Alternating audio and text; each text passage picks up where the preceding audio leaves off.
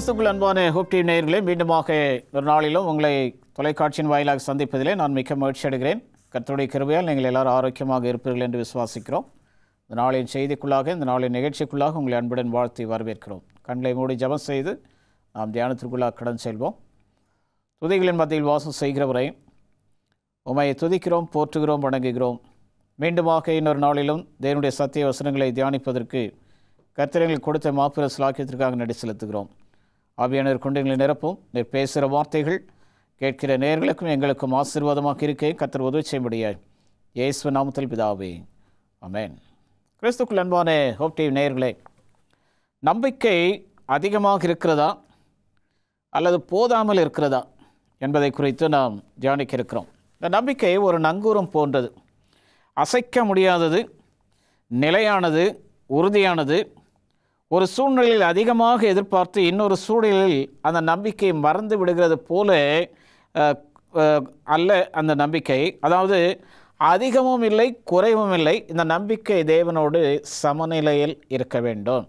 இந்த சமநிலையில் இல்லாமல் ஏற்றத்தாழ்வாக இருக்குமானால் அது நம்மை பாதிக்கக்கூடிய அளவுக்கு அது கொண்டு சென்றுவிடும். முதலில் நமக்கு அதிக நம்பிக்கை இருக்கும்.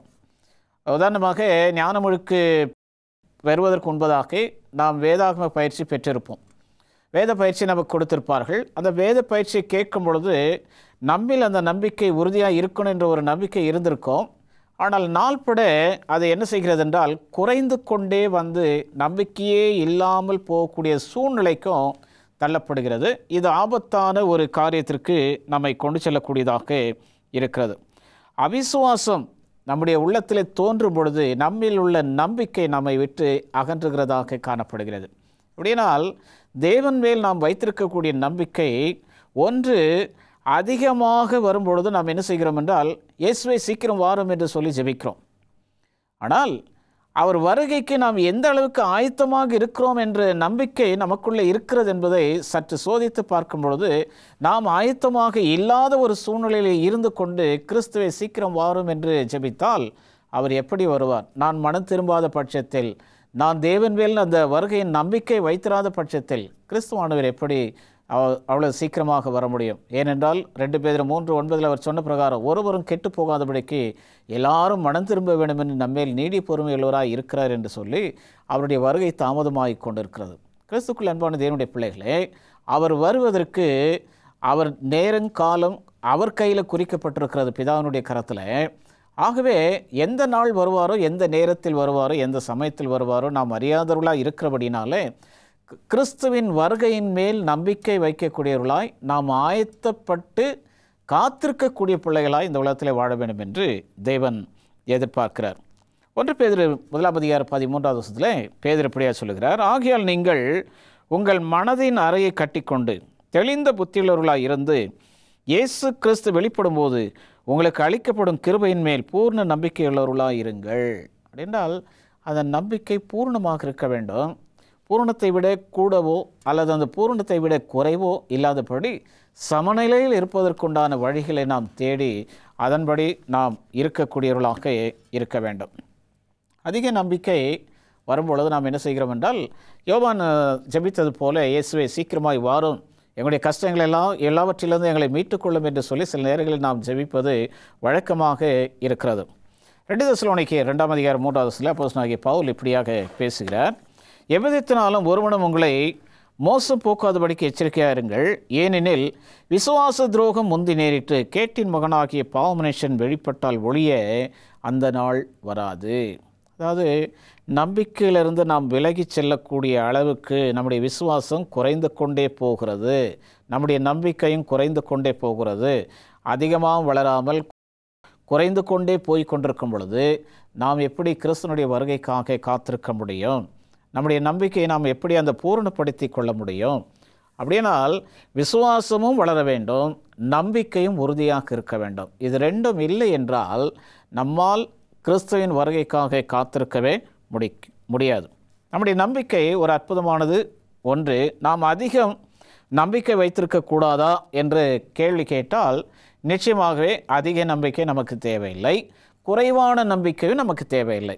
நமக்கு தேவையான சமநிலை நம்பிக்கை மாத்திரமே தேவைப்படுகிறது. கொஞ்சம் உப்பு போட்டு சாப்பிட்டால் ருசியாக இருக்கும், அதிக உப்பு போட்டு சாப்பிட்டால் அது அதிக ருசியாக இருக்கும் என்று நினைப்பது தவறான ஒரு காரியம். போதுமான அளவுக்கு நம்பிக்கை வைத்திருப்பது போதுமானது. ஆனால் அதிக நம்பிக்கை வைத்திருப்பது ஆபத்தானதாக போய் முடியக்கூடும். நம்பிக்கையும் இந்த உப்பு போன்றது தான். தேவையான அளவுக்கு மாத்திரமே அது இருக்க வேண்டும். நம்முடைய நம்பிக்கை இரண்டாம் வருகையில் உள்ளது. கிறிஸ்துவானவர் அவர் இந்த உலகத்தில் இருக்கும் பொழுதே தம்முடைய சீஷர்களோடு பகிர்ந்து கொண்ட வாக்குத்தத்தம் என்னவென்றால், நான் போய் உங்களுக்காக ஒரு ஸ்தலத்தை ஆயத்தம் பண்ணின பின்பு நான் இருக்கிற இடத்துல நீங்கள் இருக்கும்படி நான் மறுபடியும் வந்து உங்களை என்னிடத்தில் சேர்த்துக்கொள்வேன் என்று ஆண்டவர் வாக்குத்தத்தம் பண்ணி சென்றிருக்கிறார். அந்த வருகைக்காக நீங்களும் நானும் இந்த உலகத்தில் இருக்கக்கூடிய தேவனுடைய பிள்ளைகள் யாவரும் ஆயத்தத்தோடு அவருடைய வருகைக்காக காத்திருக்கக்கூடியவர்களாய், நம்பிக்கையோடு காத்திருக்கக்கூடியவர்களாய் இருக்க வேண்டும் என்று தேவனுடைய சித்தமாக இருக்கிறது. ஆனால் அதிக எதிர்பார்ப்பை குறித்து எச்சரிக்கையாக இருக்க வேண்டும். வெவ்வேறு சமயங்களில் வெவ்வேறு இடங்களில் அதிக எதிர்பார்ப்பினால் இயேசு சில நாட்களில் வந்து விடுவார் என்று நம் சபை பரிசுத்தவான்கள் அறிவித்து அதனால் ஏமாற்றத்தையும் அடைந்திருக்கிறார்கள்.